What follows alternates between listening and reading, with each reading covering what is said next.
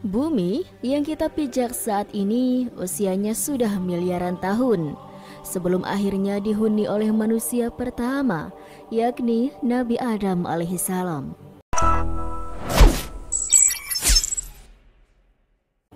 Bumi menurut ahli tafsir sudah ditinggali oleh beberapa makhluk mengenai penciptaan Adam. Mayoritas ulama Islam percaya bahwa Adam dan Hawa telah diciptakan di surga yang kemudian dipaksa ke bumi setelah mereka memakan buah yang terlarang.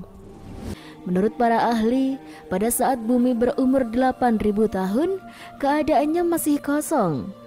Di sini sudah terdapat banyak biji sawi putih dan kemudian Allah Subhanahu wa taala pun menciptakan seekor unggas yang bernama Tabirun Nasar. Allah Subhanahu wa taala berfirman kepadanya, "Hai unggas Tabirun Nasar, makanlah olehmu biji sawi itu. Apabila habis biji sawi itu, engkau akan kumatikan." Sang unggas pun kemudian memakan biji-bijian itu. Kemudian cara memakannya diatur. Pertama, sehari 1 biji yang dimakan. Setelah semakin berkurang, maka kini dimakannya hanya 1 biji sebulan. Biji sawi itu semakin berkurang saja. Saking takutnya terhadap kematian, sang unggas hanya memakan 1 biji dalam setahun. Namun, akhirnya habislah biji-biji sawi itu. Tabirun Nasar pun akhirnya mati. Setelah kematian tersebut, Allah Subhanahu wa taala menciptakan makhluk lain sebagai penghuni bumi, yaitu 70 orang laki-laki. Namun tidak semuanya langsung diciptakan, melainkan satu persatu Allah Subhanahu wa taala menciptakannya. Apabila seorang yang meninggal, maka langsung diciptakan yang lain. Masing-masing dari mereka berumur 70.000 tahun. Konon, setahun pada masa itu sama dengan 1.000 tahun pada masa sekarang. Tatkala telah mati 70 lelaki itu, kemudian Allah ciptakan jin. Allah pun berfirman, dan Dia menciptakan jin dari nyala api. Sebagian dari jin-jin itu ada yang berkaki 4, berkaki 2, dan ada yang terbang. Kemudian Allah Subhanahu wa taala mengutus salah satu seorang di antara mereka yang bernama Yusuf untuk memberikan pengajaran ilmu dan syariat agama. Namun, jin-jin itu banyak yang mendustakan ajaran-ajaran tersebut dan akhirnya Allah Subhanahu wa taala pun mematikan semuanya. Penghuni berikutnya adalah suatu makhluk yang berpasangan. Rupanya seperti binatang dan keluar dari dalam neraka. Dahulu kala, ketika zaman Bani Adam belum ada, sedangkan bumi yang baru dihuni oleh penghuni pertama yang diciptakan dari cahayanya, Tuhan telah membuat makhluk baru yang berada di sisinya, yang bernama Abu Ja'an atau Bapak Seluruh Jin. Abu Ja'an adalah awal mula dari Banul Ja'an atau anak jin, baik yang lalu sampai akhir zaman. Banul Ja'an adalah penghuni kedua sebelum bangsa manusia lahir ke bumi. Iblis ketika itu belum lahir ke bumi. Kelahiran iblis generasi keempat kenabian dari bangsa jin. Tuhan bertitah kepada Abu Ja'an, "Dengan apa kamu meminta kepadaku, wahai Abu Ja'an?" "Dengan kasih sayang engkau terhadap hamba Tuhan, maka diri hamba pun akan berterima kasih sayang dengan keturunan hamba," kata Abu Ja'an. "Apa yang kamu minta dariku, wahai Abu Ja'an? Apakah kamu tahu bahwasanya kamu baru saja aku ciptakan dari sejenis api, tubuhmu dari inti api, dan ruhmu dari cahaya. Karena setiap roh yang bernyawa aku ciptakan dari cahaya dari sisiku. Terima kasih oh Tuhanku yang selalu hamba agungkan. Hamba meminta tubuh hamba tidak bisa dilihat oleh seluruh makhluk kecuali yang engkau kehendaki saja, yang bisa melihat hamba dan keturunan hamba," kata Abu Ja'an. akan aku kabulkan permintaanmu. Selain itu, apalagi wahai Abu Ja'an? Apakah hamba akan hidup di surga yang hamba tempati saat ini, wahai Tuhanku? Kamu bisa menempati surga ini. Begitu juga untuk dirimu saja, bisa terbang sesuka hatimu dan tinggal sesuka hatimu, sampai aku perintahkan dirimu turun ke bumi. Dan ketika itu keturunanmu tidak akan sanggup mendatangi tempat surga pengangkatan makhluk. Hanya dirimu saat ini yang kuat. Setelah kamu menyentuh tanah di bumi, maka kamu menjadi makhluk bumi, dan kamu pun akan membuat keturunan dan mati di bumi. Namun, hanya kamu seorang yang bisa terbang di langit dunia ketika tinggal di bumi. Langit dunia adalah tata surya seluruh pelosok jagat raya ini. Singgasana Tuhan berada di luar tata surya yang berada di tempat kosong. Tidak ada benda apapun. Itulah disebut sebagai arsy-Nya Tuhan, karena tempatnya sangat tinggi. Tidak ada makhluk yang bisa ke sana kecuali yang dikehendaki oleh Tuhan yang Maha Esa. Karena Tuhan Maha berkehendak, maka iblis pun tidak akan sanggup. Bolehkah hamba meminta sesuatu ya Tuhanku? Apa itu permintaanmu, wahai Abu Ja'an? Jika hamba engkau angkat sebagai pemimpin seluruh makhluk di bumi pada masa hamba, maka hamba meminta salah satu keturunan hamba nantinya yang bernama iblis agar Tuhan berkenan dia tinggal di surga. Wahai Tuhanku, jadikanlah dirinya penggantikan hamba dan berikanlah kecerdasannya seperti yang hamba punya saat ini. Baiklah, jika nanti iblis lahir di bumi, maka akan aku angkat dia di sisiku, dan akan aku beri hikmah dari ilmuku, sehingga dia pun pandai. Kekuatannya sendiri, penghuni pertama dan kecerdasannya melebihi makhlukku yang nanti aku ciptakan. Maka Abu Ja'an turun dengan kekasihnya, menghasilkan keturunan yang sangat banyak sambil beribadah kepada Tuhan. Beliau juga menjadi guru bagi anak keturunannya sampai beliau wafat. Setelah keturunannya bertambah banyak, generasi inilah yaitu generasi Banul Ja'an yang kuat-kuat dan cerdas-cerdas. Ilmunya sangat hebat. Karena zaman dari Abu Ja'an sampai Banul Ja'an yang kuat belum ada pembinasaan dari Tuhan. Jadi ilmu mereka bertahan terus sesuai bertambahnya umur mereka. Ketika generasinya iblis lahir di bumi, para Banul Ja'an berkoloni menjadi beberapa bagian. Maka terciptalah 8 kerajaan di bumi dan 1 kerajaan di surga. Total kerajaan itu adalah 8 kerajaan yang sangat besar dan megah di bumi. Sedangkan iblis belum mempunyai kerajaan. Walaupun dia disebut seorang raja karena dia mendiami surga, pengangkat makhluk. Zaman dahulu kala, ketika zaman pertengahan Banul Ja'an, bumi masih kering dan tandus. Zaman ini sendiri ketika bumi belum terbentuk seperti sekarang. Seperti air laut yang melimpah dan oksigen yang banyak. Air tawar pun masih sedikit. Namun air di laut melimpah, tapi tidak semelimpah seperti sekarang yang sangat-sangat melimpah. Bahkan saat ini lautnya lebih luas dibandingkan dengan tanahnya sendiri. Dahulu oksigen sangat tipis, karena Banul Ja'an adalah makhluk yang menghirup oksigen sangat sedikit.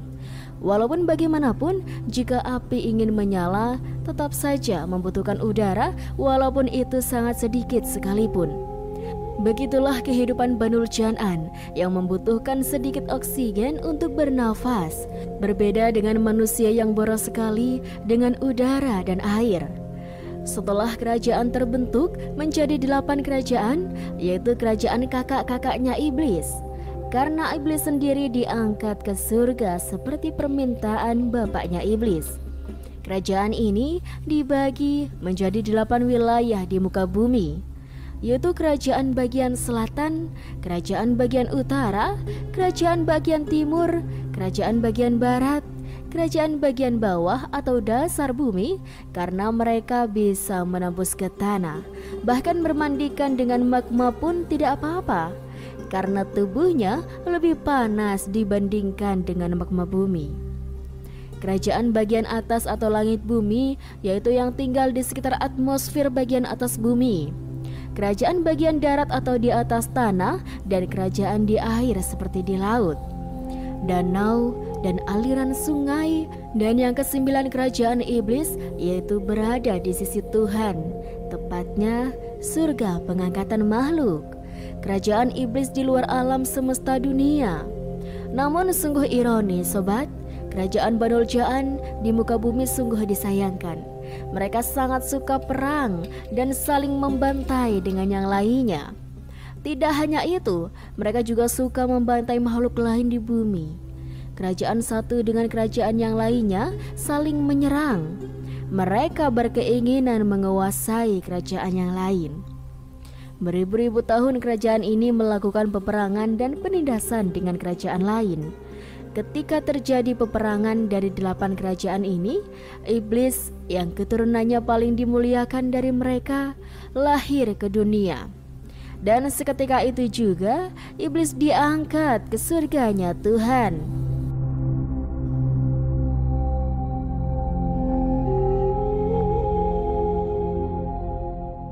Iblis pun hidup di surga dengan para penghuni pertama. Karena penghuni pertama telah diciptakan dari cahaya, penghuni pertama juga menempati dari bumi sampai langit paling atas. Kehidupan mereka mengabdi kepada Tuhannya. Salah satunya adalah mengangkat arsy-Nya agar menggantung. Inilah yang akan ditiru oleh iblis dengan istana yang menggantung di atas permukaan bumi, yang salah satunya berada di segitiga bermuda. Iblis sangat cerdas dan pandai sobat. Dia mempunyai kehebatan yang luar biasa, tiada tandingannya. Tentunya selain Tuhan sendiri. Bahkan penghuni pertama pun merasa takjub dengan kehebatan yang dimiliki oleh iblis. Nah, suatu ketika mereka dua golongan, yaitu iblis dengan golongan pertama, pun mengadakan paling lama ibadahnya kepada Tuhan. Misalnya, jika golongan pertama kuat puasa 1 hari tanpa makan, maka iblis kuat dalam 7 hari tanpa makan. Bayangkan sobat, ibadah iblis kepada Tuhannya sungguh alim luar biasa. Karena alimnya dia, maka ilmu-ilmu kegaiban maupun ilmu materi dikuasai iblis sangat cepat.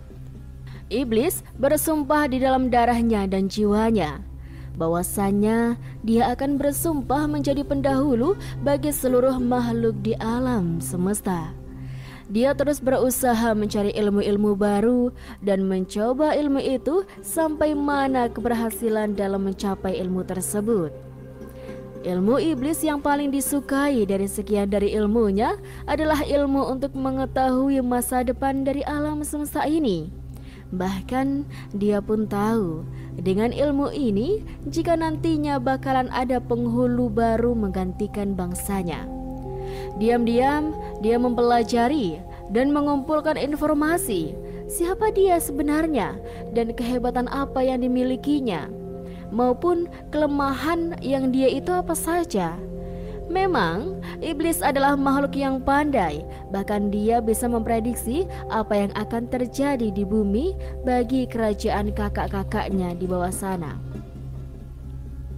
Kerajaan-kerajaan Banul Jaan kebanyakan hancur, bahkan akan menjadi neraka bagi bangsa jin yang tidak tahu apa-apa. Mereka adalah bangsa yang tergolong lemah dan menjadi budak dari bangsa jin yang lebih kuat. Kehancuran mereka adalah peperangan dan penindasan yang tidak akan pernah berakhir. Kezaliman mereka di luar batas. Bahkan mereka tidak mengakui jika ada Tuhan yang menciptakan mereka.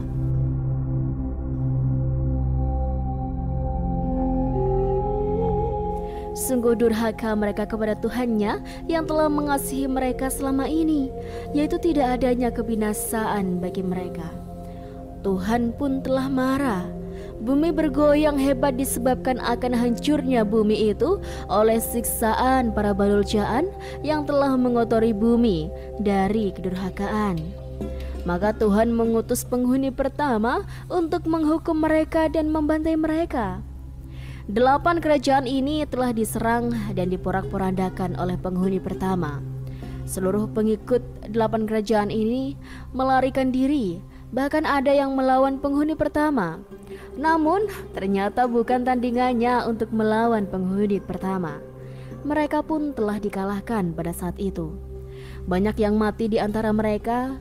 Tubuh mereka yang mati dibuang ke tengah laut, bahkan ada yang dibuang ke pulau-pulau kecil. Sedangkan Banul Ja'an yang pintar yang telah melarikan diri bersembunyi di pulau-pulau yang kecil beriklim tropis. Seperti untuk saat ini bersembunyi di wilayah Indonesia karena negaranya berpulau. Untungnya yang bersembunyi ini selamat walaupun tidak mempunyai kerajaan lagi. Karena kerajaan mereka sudah hancur luluh. Sedangkan bangsa jin yang lemah mereka diberi kebebasan untuk hidup. Mereka hidup damai dan tenang dengan terlepasnya bangsa Banul Ja'an yang lebih kuat dan sombong. Walaupun mereka dibantai, akan tetapi dari sebagian golongan yang masih kuat dan sombong bersembunyi dari incaran para penghuni pertama. Mereka selalu berpatroli, mengitari bumi untuk mengetahui keberadaan para Banul Ja'an yang durhaka untuk melawan kepada Tuhan. Banul Ja'an yang pintar pandai sekali berkamuflase sesuai dengan kepandaian mereka mengubah bentuk apapun. Kebanyakan mereka berubah bentuk menyerupai hewan di masa itu dan juga menyerupai tumbuh-tumbuhan yang rimbun. Pada waktu Banul Ja'an yang durhaka dihukum oleh Tuhan semesta alam, iblis ketika itu melihat mereka dari singgasananya, yaitu di luar alam semesta. Dia melihat bangsanya yang telah dibantai. Iblis tampak sedih karena walau bagaimanapun mereka yang menguasai 8 kerajaan adalah kakak-kakak iblis yang sangat pintar dan juga kuat. Maka sejak saat itu iblis bersumpah, jika nanti ada bangsa lain yang lebih rendah kemampuan darinya, maka dia tidak akan mengakui sebagai penghulunya. Karena saat ini iblis mengakui dirinya sendiri sebagai penghulu atau pemimpin bagi seluruh makhluk Tuhan. Dinasti kerajaan para Banul Ja'an telah hancur dan musnah, sobat. Mereka terpecah belah menjadi beberapa golongan dan tidak mempunyai pemimpin yang kuat. Mereka menjadi kelompok kerajaan yang kecil-kecil. Wilayahnya pun menjadi sempit seperti kelompok suku. Banul Ja'an yang pintar dan pandai telah musnah. Karena kepintaran dan kepandaiannya bagi mereka ditentukan dengan umur. Barang siapa yang umurnya paling panjang, maka dialah yang paling kuat. Karena bagi mereka, setiap detiknya mengasah kemampuan menjadi yang terkuat. Selama ribuan tahun itu, para Banul Ja'an yang terkuat telah musnah. Mereka telah tergantikan dengan bangsa jin yang lebih kecil kemampuannya dan juga kemampuan kegaibannya tidak seberapa. Mereka adalah generasi yang lemah karena mereka masih muda dan umurnya tidak panjang sepanjang umur Banul Ja'an yang lama. Jika para penghuni 8 kerajaan dahulu umurnya beribu-ribu tahun, sekarang hanya ribuan tahun saja. Kebanyakan 1000 tahun, itu pun dianggap remaja. Sedangkan umur 400 tahun dianggap ukuran manusia sekitar 10-14 tahun. Betapa masih kecilnya mereka ya sobat. Nah, kemudian untuk menjadi yang terkuat pun susah karena mereka adalah generasi baru, tidak seperti generasi lama. Namun, generasi lama yang bisa menyelamatkan diri dari kebinasaan telah bersembunyi untuk menyelamatkan diri, sehingga mereka bisa hidup dan selamat. Umurnya juga sangat panjang dibandingkan dengan generasi baru dari keturunan bangsa jin sekarang. Banul Ja'an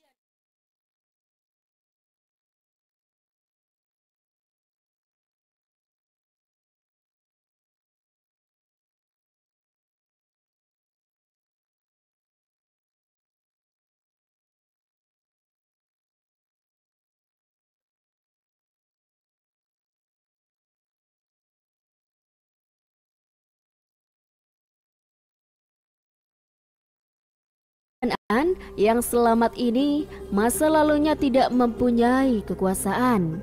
Sekarang mereka bisa bernafas lega karena mereka membawahi jin-jin yang baru lahir dan masih bodoh.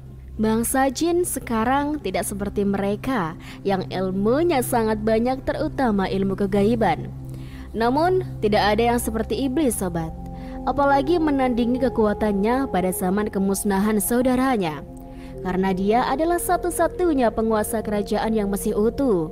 Apalagi dia menguasai kerajaan di surga bersama dengan penghuni pertama.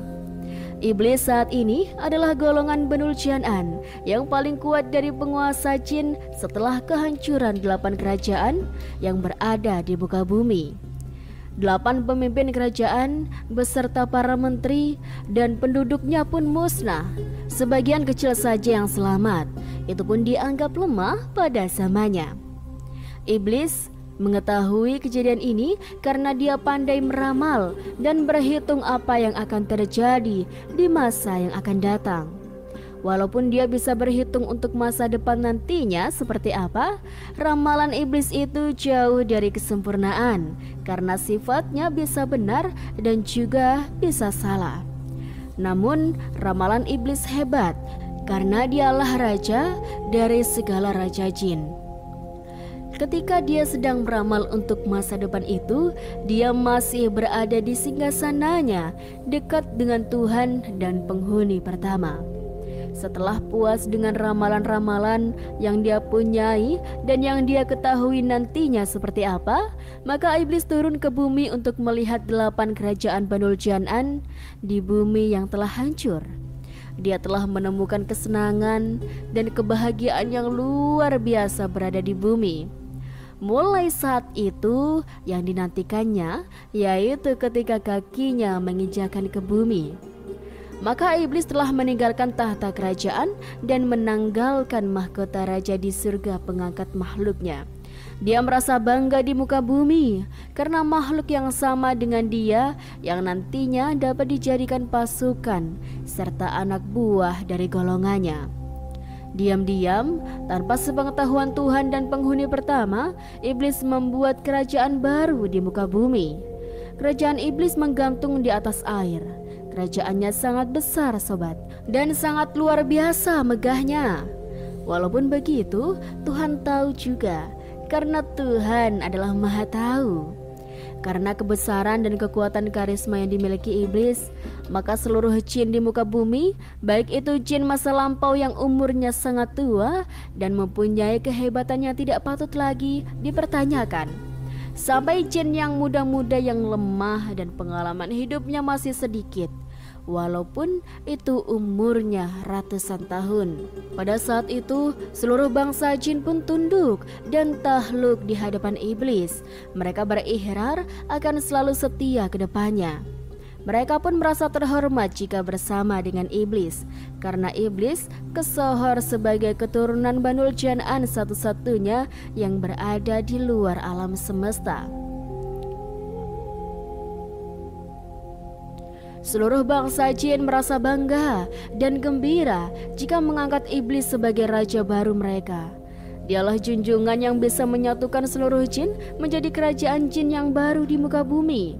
Karena kerajaan di surga kosong, maka Tuhan semesta alam menciptakan makhluk baru lagi untuk menggantikan iblis sebagai raja baru, kepemimpinan bangsa jin di muka bumi yang nantinya akan membawahi seluruh makhluk di bumi. Karena iblis tidak terima dengan keputusan Tuhan, maka iblis beserta para pengikutnya yang setia mendapatkan kutukan dari Tuhan semesta alam. Seketika itu, bangsa jin terpecah menjadi 2 golongan, yaitu golongan yang pertama menjadi pengikut iblis yang mempunyai kekuasaan dan kekuatan maupun kerajaan yang sangat besar. Sedangkan golongan yang kedua melepaskan diri dari pengaruh iblis. Mereka menjadi golongan jin yang lemah dan telah mempunyai kerajaan yang kecil-kecil dan suku-suku.